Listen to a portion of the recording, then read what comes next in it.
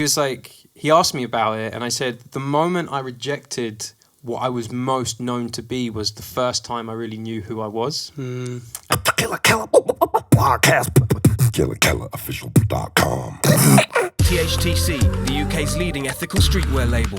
Organically grown and ethically built garments from hemp, organic cotton and other sustainable materials. 2019 is their 20th anniversary year. Join me with THTC as a KELA podcast sponsor celebrating music, social activism, hemp and street culture. THTC, eco-fashion redefined since 1999.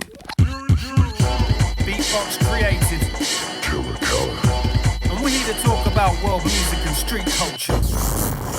KILLA podcast. Yes, big shout to our sponsors, Graffiti Kings. This is number 2, isn't it? Number 2. This is number 2. We ain't fucking around here. Yeah. You know what I mean? From the jump. This is the KELA podcast, serves you all right. Coming to you live Central London, or central as you need to be. And wherever you be, make sure you're doing it safely. With audios on, looking left and right at every junction of every road. And it's a pleasure to see you all. Don't forget to subscribe and all that business. We have in the house Don Dapper Dan, the man. Reeps One, what are you saying? Yeah. Good, man. Very happy to come. Always a pleasure to talk to you. You know it, brother. Yeah. Been listening to your voice for a very, very long time. And now it's I get the pleasure of actually chatting in person.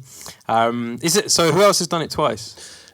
Well, actually, you're the first person to do Yeah, that's what I was thinking. I was like, by dope demand, like my attitude was like, well, the numbers speak volumes, you know? You know what I mean? It's like, it's done well. yeah, but it's, I guess it's, when you get like, I call it being a hyper specialist, when you get two hyper specialists together, it's always interesting what kind of comes out the other side. And I think, for me, those are always my favourite talks and conversations. But if I remember, like... Hyper specialist, you see, I like that terminology already. Yeah. But if I remember right, I was in like a very specific headspace where I was like doing all of these like new projects, and for me, like my whole career was evolving in this new way. And it's funny because like now I've totally regressed. Like that's all happening, that's great, but I'm like beatboxing every day and drawing again, like kind of going back to like old school Reeps One, which is nice. So you've gone back. Well, that's what happens, isn't it? You hit peak, and then like the tide, you roll it back, and then you go back to the root of things. Very much like like was before VT. Like the podcast for me is like, you know, re-upping, regrouping, and I think that's an important part of your creative disciplines. You know what I mean? Making that, knowing when that transition is as well. Well, yeah, that's what I think I pride myself in, despite it like giving everyone around me headaches. It's just that as soon as my heart like changes and I'm like, you know what, I'm not into this, I just go. I just like I can't, like I won't. I'm really, really stubborn. That's one thing, and that applies to myself as well. But there's been like really clear moments in my life where, like, literally, like imagine a huge switch just going, and I'm like, all right, I have a different goal and like what I want, and it always happens when I tend to like reach like a personal goal or something that I'm really, really proud of. Yeah. That's like perfect example was I played I might have mentioned this last time actually, but I played one of my best shows at Razzmatazz in Barcelona, 3,000 people, headline set. Oh, that's sick. Solo, 1 hour showcase. Right. Came off stage and I was like, like I've kind of done that before, and it set off this whole transition. It literally felt like a physical change, and I'm like, I don't want to keep doing this. I was like, what else do I have for the world apart from going? Yeah. Like I'm like, what else am I? So that's insane, because I think we've all done that before, but we fear that transition. You're facing like, well, this could become the norm, and I want to axe that. That takes a lot of balls, doesn't it? Well, it's that for me. I've always had like this fear of like a fear of being limited or like stuck. And like kind of realizing that no one's ever gonna come and like pat you on the back and make it all better. Like just by being an artist, you're already so. Can I swear? Go for it. Yeah, you're already so fucking privileged. Like just to spend 1 second of your life being like an expressive being is a huge, huge privilege. It's kind of on you to like adapt and change. And don't get me wrong, I don't think it's always been the best thing for me. It's like chopping and changing and switching, but eventually, by following that, it kind of became my identity, and like now I'm many things to many people, and that's what's made me sort of happy. Yeah, absolutely. The anonymity in that as well. It's like you're not one specific thing, which I guess follows in line with the does not exist. I was about to say, yeah. You know what I mean? Hey, yeah. It's like the it's almost like there's a private door, but then when you're communicating, you're a very open, expressive person. Like you're articulate. You know what I mean? You've got you got your chops, and that comes with experience as well. It's like knowing what you're talking about. But behind the screen of social media, your actions are speaking louder. Well, that's the main thing I realized is that it's kind of a paradox because. So for the people that don't know, like with my fans, like over the last couple of years, there's been this meme which is like Reeps One does not exist. It's something that I started because I logged into Twitter and there was a glitch and it said like Reeps One does not exist. And I thought That's fire. Yeah, I thought that was such a fascinating moment. I'm like, wow, am I defined by like social media? So anyway, I kind of ran with it and I kept saying it, and then everyone kind of asking like, what does it mean? And like, why don't you exist? And you do exist, and everyone's arguing about like the purpose of it. But all it meant to me is that I'm not going to kind of be defined by all of these different opinions. Like everyone has a different opinion of what I am. Harry exists, which is my actual name. Reeps One is this like multi-dimensional thing where everyone actually has a different version of Reeps One in their own heads which is the same for all artists. So that's why like I define myself, I choose the challenges I want to do, and when someone says, oh, why aren't you doing this? I'm like, Reeps One does not exist. It's almost like a clause in contract. No, exactly. It's been really useful for my own mental health and everything. But whilst I do that, I also made a commitment to communicate more. And like, so what I did is I took away the thing of like, I think I'm this is what I am. I'm like this kind of artist and performer. I stopped having those arguments and discussions. But what I did do is when people ask specific questions, like I do my Ask Me Anythings, and we get like couple. We get hundreds of questions, and I make a massive effort now to like reply. So it's almost like I'm taking away this this idea that I'm anything other than myself. But then I'm also making a massive effort to actually like communicate with people in a real way. So I'm not one thing anymore. I'm many things to many people, but I try and give everything. It's quite that's a very strategic, sounds a bit crass, but it's a very well planted situation where you've got the communication of social media, and you're able to apply that, into Q&A form, just to keep people familiar with you, but letting them do a lot more of the kind of decision making on what people think of you.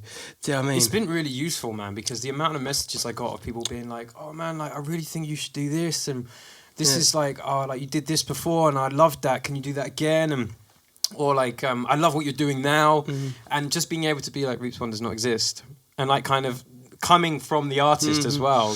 What it does is it just sets off this really funny internal dialogue, which is, it genuinely makes people think. And it sounds so pretentious and kind of convoluted. And there's definitely something in that, but it makes people's minds open just a little bit. And they kind of get to know me a bit better just in that exact moment that I reply in that way. That's fire. That's fire. You enjoying that? You enjoying the banter in that? You like that back and forth? Totally, man. Like just now, like I said, I'm literally beatboxing like a beast at the moment. I'm like every day back in it. But alongside that, like the thing I love most is people and conversations. Like ideas, like making an effort to send a real reply to someone who's asked a real question. Yeah, I know, it's good, isn't it? Yeah, I think I haven't always been like that. Like I was doing the opposite before, which was like I just stopped replying to messages. Yeah, why would that be? Well, I just got sick of everyone like trying to tell me what I am. Yeah. Like, and again, that's maybe something that is hard for people to understand. And like, again, I'm super privileged to get like one message from someone saying that they like that. But I just like, I got to that point when it was starting to like, when I was trying to work out what I am, having like one person try and tell you what you are who's never met you is like it's not good for you. And this is the thing, we're all just human beings. Like we are strong, we are vulnerable. And I was going through a certain journey, and I had about like a year period where I sort of like rejected everything. And I say that to people, and people give me like that look sometimes, or it's like this. Why would you do that? Like, well, that's the thing that you're best at, and you're seen as like a certain level of beatboxer, and you've contributed in this way, and these people like you. Why would you reject it all? I said this to Codfish, who's a really, really interesting new young beatboxer, probably like the most viewed and adored beatboxer at the moment. But he was like, he asked me about it, and I said, the moment I rejected what I was most known to be was the first time I really knew who I was. And that set out this whole new trajectory. I love that. Yeah, I wanted to feel like I'm something without that, and now I've gone full circle, and I'm like back in it. I think I had that with Them and Us. It was a period where I think I know where you're coming from when you're doing your own mission, and it's a real fucking. There's no fucking clear road. A lot of what both you and I share a very similar trajectory in that there were no fucking clear roads. We're doing it this way, and this is the way it's going. Well, man, and then when I'll get onto it, but I want to talk about you in a second on this subject. But yeah, okay. Well, but here's the thing: it's like when it gets to like that point where someone turns around to you and says, "Well, no, but you should be doing it." It's like there is a pent up frustration just because of lack of focus. You know where you want to be, you know where you got to get, and so I understand why the switch off happened, and I also understand why removing yourself from that particular that playground of like critique, and also like that was like I was saying with Them and Us. It was like in retrospect, I know why I did it. I did it because I didn't want it to be damaging to KELA as a project, doing something completely way different, but also I had to get the fuck out because people were telling me what I was. Do you know what I mean? Yeah, man. I think you'll understand like it so clearly, because as an artist like you, and the fact that you were like in a place where you were doing something brand new, people had never heard it before. You still are, by the way, specifically beatboxing. But I mean, like in terms of music, like the music world, music industry, all these things. You like were the innovator. Like in Europe, from after America, you were like the innovator, and with that comes like a lot of pressure and responsibility. And what ends up happening is you move through all of these different worlds and all of these different environments, that all the different reasons people are finding interesting what you're doing.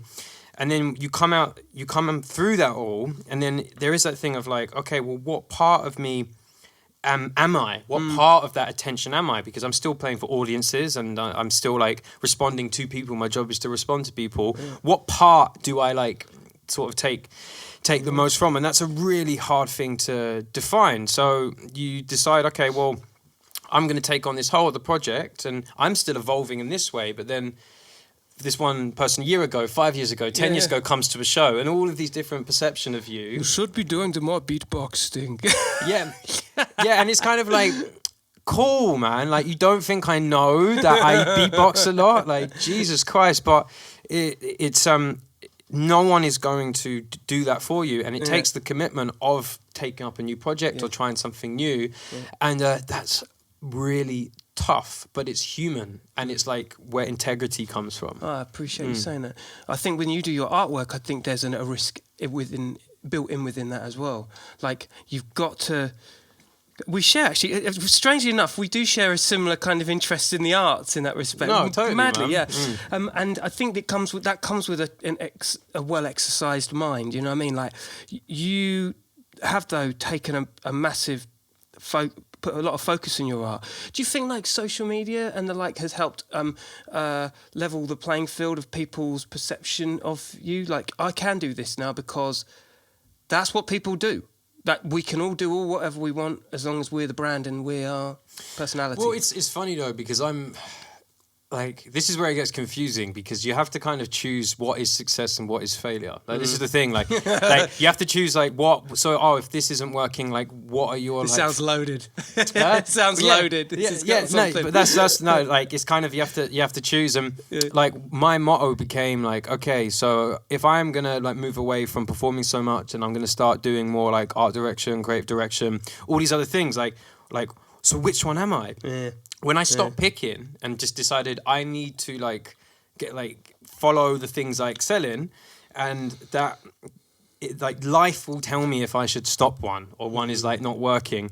And that's what I ended up following, and like that became my compass. So the weird thing that I haven't quite worked out is that my social media and everything has kind of continued to grow and go up. Yeah. But up until this year, I hadn't really released any. I had 2 years I didn't release a beatbox video. Which is insane when you think about it. I did take... No, you had like a few spates of like 3 in a row. But then there'd be like months of nothing. Yeah. And that's what... Because then... So what I realised is that my fans are investing in Harry. They're investing in the character. My journey, because they have seen me go through this in many different ways. They've seen me go through this journey, and that's what I wanted to kind of cultivate. So my success factors was based on the fact like everyone has like financial goals, and you have like creative goals, and just like obviously your general like well-being, and those became my success factors. It's like, is my career growing? Do I still have freedom? Am I manifesting in the things that I set my mind on? And that became the only things I kind of paid attention to. If I would, like, for example, I could have looked at my YouTube channel and gone, I've not released a video in 7 months. And that if I didn't have that clarity, I could go, oh my God, that's bad. I'm failing in YouTube. But no, that isn't part of what I've been focusing on. Yeah. So that became my, like the thing that kept me sane. And the weird thing is just all of these places, like I had part of my film played on Times Square. I know, and congratulations. This whole shit, this whole thing is just insane. We're going to get into this, but like this is... Well, that's, madness. We Speak Music is a different thing. But I mean, to be fair, I'm pretty sure you've talked a lot about that. So we'll skirt around, but I do have to highlight the fucking levels. The levels in which like... Fucking proud parent, bro. Like, it's fucking insane. The reaches are just... Yeah, but it comes from your ethos, man. Like, that's... Fucking levels, silly levels. But that's the thing, is like, that these things I'm doing, I'm hoping that they're, like, actually affecting 5 people instead of entertaining 1,000. That's the new model, isn't it? I think that's the new model. And we were talking just before jumping in. It's like there's different lanes in which... Okay, there's the music lane, making the music, doing the albums, doing the songs, EPs, features. Then there's the lane of doing a live show, making your live show the best it can be. Conceptualize that. What is it? You know the XYZs we was chatting about. And then there's the social media side, and sometimes they can blur, and sometimes they really don't. And sometimes like that whole audience that is on one side would never migrate to the other side, and it's a mad one. And it's all actually you've got to appreciate the numbers for what they are. And then, if it's that many people that are on that side of the lane to that side, then it is what it is. And you just got to love that. But man, it's crazy. Like, there's so many bubbles. The internet, there's just so many bubbles. Like, if you start thinking or judging yourself based on, like, where you compare to this or compared to that, all you'll be doing is just comparing 2 separate bubbles that don't need to be connected. Yeah, for real. Yeah. For me, it's about radiating outwards, not kind of like responding inwards. So I'm repeating myself, but what do you want? Like, write it on a piece of paper. Like, what are your goals? Like 1 year, 5 years. What do you want? And then that is the only thing you pay attention to. It's the only thing that fucking matters. It's the only 100%. Thing that matters. I fucking love that. Yeah, and when you do that, you go, oh, it's like the internet is a huge, complex beast. Like, who are we to think that we control that, or we should control it? What you do is you control yourself. It's the only thing you can control. And I've been doing that and working that out for the past 3 years, and all it's done is like pay me back. And which, by the way, it does take 3 years. It takes a long time, but it shouldn't have to feel it. It should just be a gradual, you know what I mean? Yeah, it's like, it's hard, man. It's crazy. It's the older I get that you start realizing how difficult it is for people to know themselves. Do you know what I mean? And even worse, like, I think now with social media especially, people get so... The whole society have lost their fucking minds, man, because they're seeing the same thing on algorithms. KELA does not exist. Do you know what I mean? Right? For real? Yeah, man. It's true. Yeah, and it comes from you. It's about you, and you radiate your intention outwards, and then the people out there, when they do catch you. They actually catch you. Yeah. And that makes the real connection. And that's like, I can't say it enough. I see so many people stressing about social media. I have people pay like they pay £100,000 for an advertising agency to market a thing, and they get by the way, is some dumb shit. Yeah, man. Let's not get into marketing, but Jesus Christ, like it's all everyone. It's me getting existential now. Everyone is transitioning at the moment. Yeah. Like for real. from tech to ideas to each other, there are these huge subtle shifts in the way that we connect to each other. And everything happening in the world, meaning that any sense of tradition, any foundation that we were having, Brexit, any foundation that we had is being shipped. Like there's an earthquake at the moment. Yeah. And so it's a mental not earth. everyone can see it. Yeah. And it's kind of like, are you going to get lost in the madness, or are you going to spend this very precious time on Earth, understanding who you are? That is such a crazy effect that's happening, isn't it? It's a weird time to be alive. It like is. I don't know. I have my opinions. Don't get me wrong. I'm very opinionated, but when it actually comes to like what you have power over, it's yourself.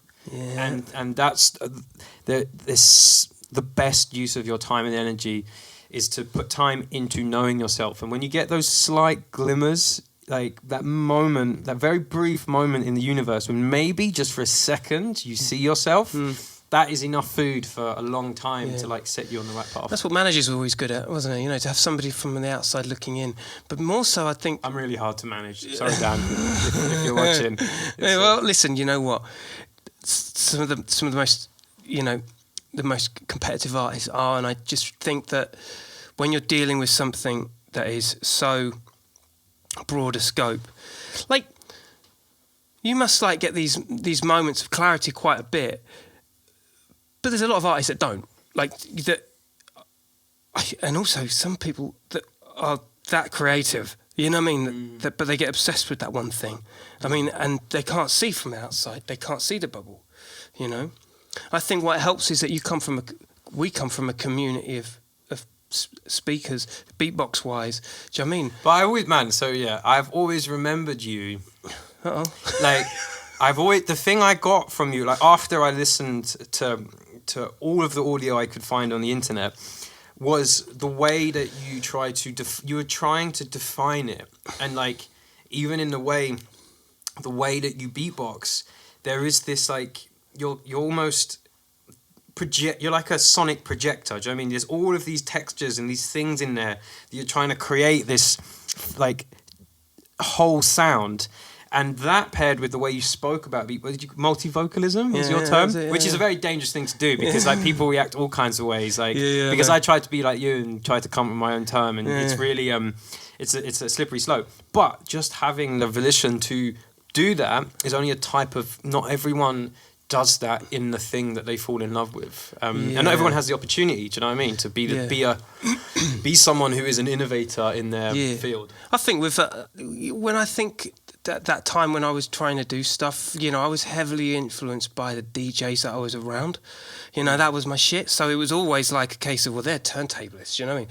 You know, and I just used to hang around with them all the time. There was like, no, not 1 minute did I ever buy any records, but I knew every lyric to every single song because I just hear them all the time. And then I used to love also, and especially with grime music and drum and bass, was the switch over of tunes, and I used to love the way. I hear that in you all the time. And I used to love the way that the sonics were literally. And you'll appreciate this. Maybe this is a little old school in reflection, but like the way that the sonics would ultimately shift just by the change of a snare and the change of a bass line and just the pitch of a hi-hat. It's just that always did it for me, you know. And it was always all about that, you know. Well, it's like direct. This is the other thing. You were directly inspired by the music that you heard, not necessarily like hip hop specifically. Like I know that you're a big part of like UK hip hop culture and all these things, but the breadth of what you did and the rhythms you did, when I heard it, I didn't immediately always think of hip hop. It was this you were multi-genre. The rhythms were like UK experimental sometimes, and by today's standards, like you don't really see that, and like an entire like all of your sounds are yours. I do take pride on that one. Yeah, bro. Like, do you know how mad that is and how tiring it is to hear like, I think we should probably do a little sound exchange at some point, just because we didn't do that last time. But I've put effort in, because I always saw myself as like a really specific synth or drum machine, and I was proud because like my sounds that are my sounds, I know they're mine, and I stick to them. But in the last because I basically had this turning point. I'm jumping over here. Sorry, no, everyone. Hold on, wait. I don't want you to jump over. Yeah. I have something I want to bring up. Go. Right? Okay, so back at you. You defined a genre, dude. You defined a fucking generation of like new sounds. I remember when I brought this up on the last podcast. Okay, but the first time I heard you, I knew that was a change. I knew it, and I know who was in the panel at the time, and I know they weren't. And I just was like, bro, you don't understand. That was just like some other shit, and that's where things just went click. I don't think people got it. Like, you couldn't go on a daytime TV show and do what you did, but that wasn't the point. That wasn't the fucking point. That makes me so happy. Yeah, that doesn't matter. And I know you endured that, but I also like that you did, because it said to me that you don't give a fuck. He's doing it his way or nothing. And this was it. Damn, 8 years on from that, everyone's copying. Everyone, now listen, and you can all kiss my ass as well. They've bitten the shit out of your shit, you know. Yeah, but... And you know it as well, come on. But the same is for you, man. Like, we all stand on your shoulders. Like, they stand on my shoulders. I always find it a little bit of a head fuck, because like, there's maybe people listening don't know about like the nuances of beatbox culture. There's going to be beatboxers listening.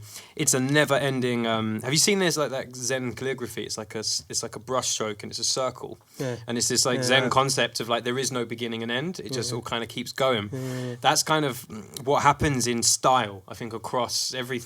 Oh, that's cool. Yeah, for real. So the artists and the people that define the style are the only ones that see like maybe the beginning and end. But after it emanates out of you, it kind of belongs to the sort of hive mind of style. And so I try not to have ownership over it. I can definitely like see things, like when I listen to all, like this year at GBB, which is like now, there's World Champs and GBB, and GBB in some ways has become like the Wimbledon of beatboxing. Do you know what I mean? And I was judging this year the solo competition, and I am so proud to say like a lot of the guys in the top 16 are like Darnie. Fresh sounds. I would never use this like terminology, but Darnie leant over. He's like, like they like your children, because like in different aspects of me have been kind of synthesized down and become something completely new. That's amazing. Yeah, and I can clearly see, and I'm able to like speak to them now, and now I'm learning from them. Yeah. So it's this chain that kind of never ends, and there's a lot of people that copy my stuff, and it was always just on me to be unique within that. Yeah, like, you know, you have to evolve or die. Like that's like, absolutely. That's how I see and it. Let's be honest. Like, if someone does something better than you, then that can only be good, because then you can rip it off them later. Because you've already got, you know what I mean? There's still only one Reeps One. There's only one Reeps One, baby. I mean, you know, it comes from source, you know, that's the real deal. I mean, I appreciate what you're saying about my sound palette. I think what's really key, and I think this is coming back around, like you say, like the full circle thing, because I have checked out a lot of the new beatboxers on what's going on on the Swiss channel, and I'm really feeling the attention to detail on trying to move stylistically into an individual place, you know what I mean? Like, who's that Brazilian kiddie? From Chile, Tom Zeca. Tom Zeca, that's it. Yeah, bad man. And he's got a good energy, doesn't he? It's an energy. It's an energy. It's kind of like, looking down on the comments, it was like all about what he dressed like. It was all about how he... And it's like, yeah, but you're missing the point. I think, but the thing is, he actually had like... I was talking to him afterwards, and he has like... He carries himself. Do you know what I mean? You don't get that a lot these days, where people just know how to like hold themselves. He did not give a crap about what anyone said to him, or like he's so calm the whole way through, and he has this attitude that I really like respect. And that almost like, I think that's what's stayed. He beat some amazing people and came out of nowhere. Like a lot of people didn't. I knew about him before. I'd seen him through Swiss Beatbox, but he had a manner about him which definitely is something the scene as a whole needs. Yeah. Because like these battles are one part of the bigger culture. But right now we're talking like in the last 3 weeks, like millions of views from that one battle, like that one solo tournament and battle. Yeah. And it's going somewhere. Like it's becoming a little bit like an esport, and like I have never seen 2,000 people enter a venue so quickly. So when the doors, it's not like a bunch of just like guys like sausages in a room just going like, yeah, like nice, sick. Yeah. The doors opened at 7.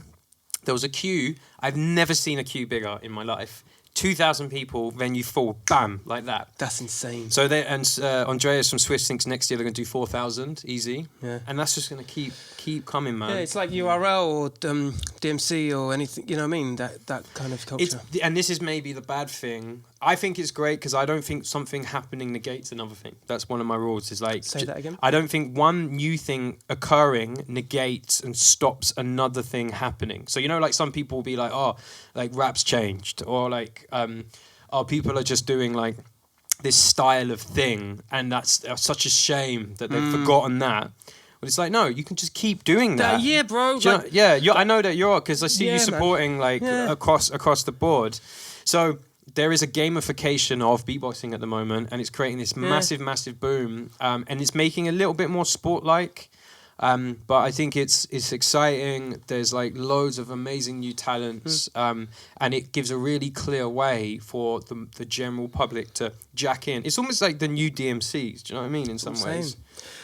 And you remember Battle of the Year? Remember that breakdancing event? You might remember that. Yeah, it was that as well. I mean, I remember fucking 4,500 people cramming into this massive arena in Germany, and it kind of makes sense. One thing I will say though, that actually no, I'll go into this in a second. But just going back to the whole kind of that rock star moment where somebody is such a curveball. Like you say, I think that's the right level of injection that you need to remind people that the scene is bigger than you. The scene is as much an influence. And what will happen, I believe, which I hope will happen, is that beatboxing not becomes passé, but becomes such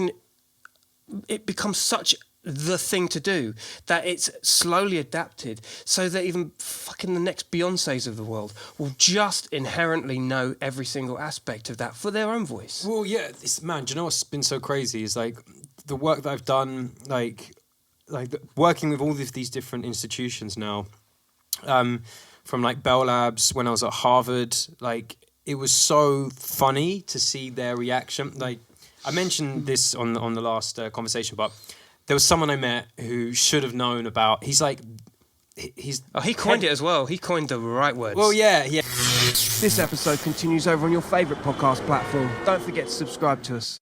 AG Dentistry. In my line of work, not only does what I do with the mouth get reviewed, it's also my instrument. And it's beyond important to me that my teeth get the professional service they deserve. The AG family provide expert dentistry, whether it's NHS or cosmetic. They're the finest in London. Head over to agdentistry.co.uk for more information on treatments and prices. AG Dentistry.